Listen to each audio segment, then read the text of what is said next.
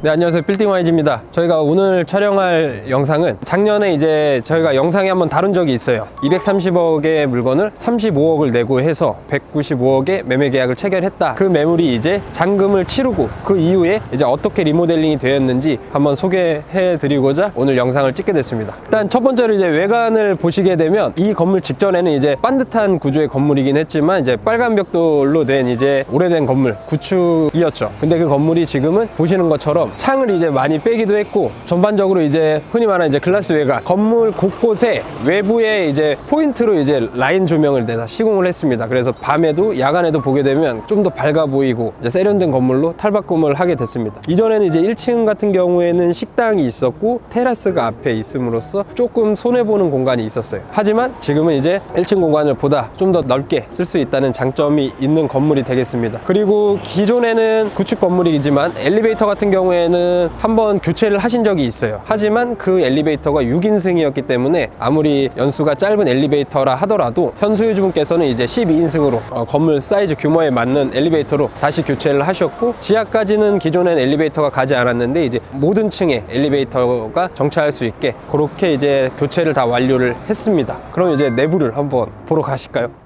보고 계신 이쪽이 이제 1층인데 기존에 이제 음식점이었던 걸 다 철거를 하고 신규 임차인을 맞을 준비를 하고 있습니다. 천장 같은 경우도 다 이제 노출 천장으로 깔끔하게 마감을 다 했고, 대부분 임차인분들이 들어오실 때 새로 인테리어를 하시기 때문에 조명 같은 경우에는 이제 포인트만 주는 이제 레일 조명으로만 이제 간단하게 마무리를 한 상태입니다. 화장실도 이제 내부로 해서 남녀 분리형 화장실로 공사를 다 마무리를 했고, 1층은 이제 면적이 한 52평 정도 나오기 때문에 업종 제한 없이 여러 임차인이 입주할 수 있는 그런 면적이 되겠습니다. 지하 같은 경우는 이제 이 건물에서 가장 넓은 층이에요. 75평 정도. 층고가 이제 3.3m 정도 나오기 때문에 개방감이 훨씬 좋죠. 더 넓어 보이는 효과도 있고, 아까 1층과 동일하게 이제 다 노출 천장으로 페인트도 같은 색깔로 마감을 했고, 조명도 마찬가지로 이제 언제든지 인테리어를 편하게 수정할 수 있게 이렇게 간단하게 해 놓은 상태입니다. 지하도 마찬가지로 내부에 이제 화장실을 이렇게 시공을 했었고, 기존에는 이렇게 엘리베이터가 들어오지 못했었어요. 근데 이 부분을 이제 면적을 확보를 하면서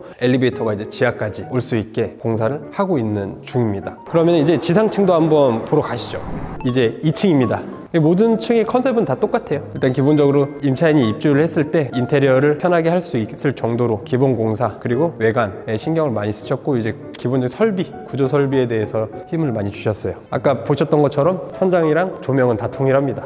근데 제가 작년에 영상 찍을 때도 이 건물의 장점이라고 했던 게 이제 반듯한 구조였었잖아요. 업무용 공간으로 쓴다라고 하면 이제 업무홀로 쓸 수도 있고, 이 안쪽 부분 같은 경우에는 이제 룸을 짜서 뭐 대표이사실이나 아니면 회의실, 양쪽 안쪽은 그렇게 룸을 시공을 해서 사용을 할 수도 있습니다.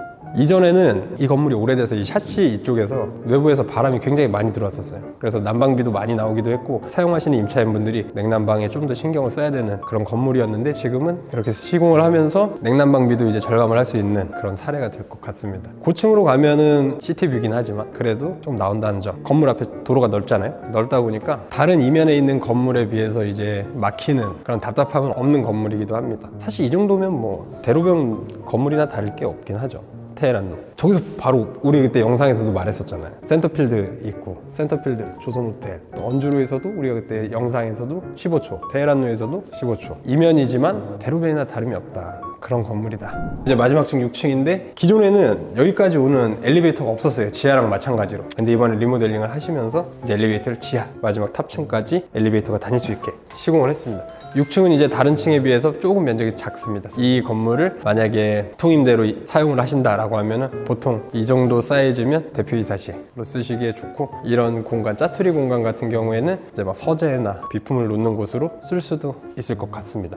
이 6층 같은 경우는 이제 기존에는 발코니가 있었어요. 그 면적을 다 철거를 하고 삥 둘러싸인 면적을 지금은 조경 면적으로 지금 활용을 하고 있습니다. 잠깐 나와서 보여드리면, 겨울이라 이제 뭐 나무를 심거나 식물을 심지는 않았는데 이쪽에는 이제 일부 이제 조경 면적으로 좀 사용을 할 계획을 가지고 계십니다. 선능력이 일대가 기존에 이제 빌라 건물들 손바뀜이 많이 됐어요. 그래서 이제 앞으로도 이런 오래된 건물들이 이제 차츰차츰 손바뀜 되면서 이렇게 이제 이 건물처럼 리모델링 아니면 신축이 되는 건물들이 점차 늘어나지 않을까. 앞으로는 또 다른 시티뷰가 펼쳐질 수 있을 것 같습니다.